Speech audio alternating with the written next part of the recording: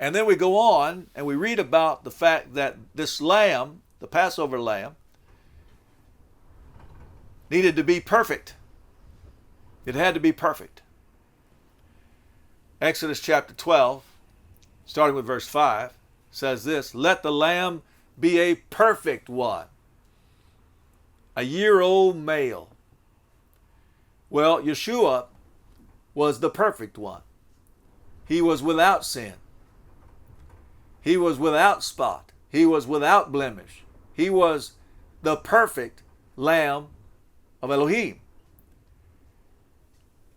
And the original Passover lamb in Mitzrayim was to be a year old and male, mature but young. And Yeshua was also, when he died, mature but young.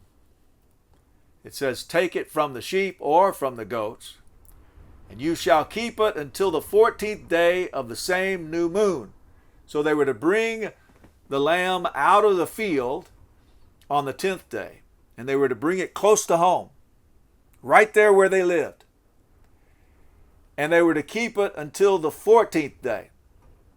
And what were they to do over those 5 days? They were to look at it, inspect it, make sure that it was perfect, make sure that it was without spot, without blemish, without any physical defect, because if it had a spot or a blemish or a physical defect, if there was anything wrong with it, it would be disqualified. And so we know from the good news accounts that Yeshua entered into Jerusalem on the 10th day of the first month.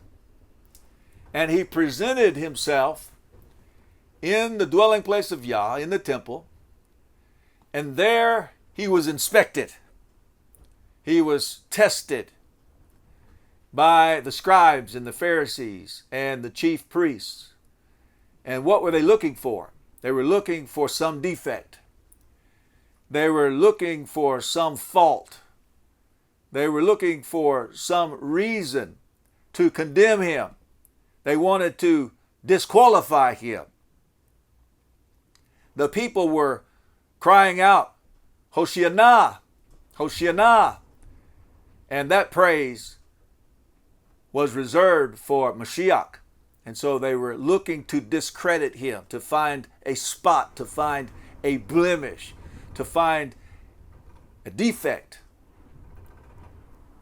But let's look and see if they could find one. Luke chapter 23, beginning with verse 13. It says, "And Pilatus," or Pilate, "having called together the chief priests and the rulers and the people, said to them, 'You brought this man to me as one who turns away the people. And look, I have examined him in your presence and have found no guilt in this man regarding the charges which you have made against him. And neither did Herodes, for I sent you back to him. And look, he has done none at all deserving death.'"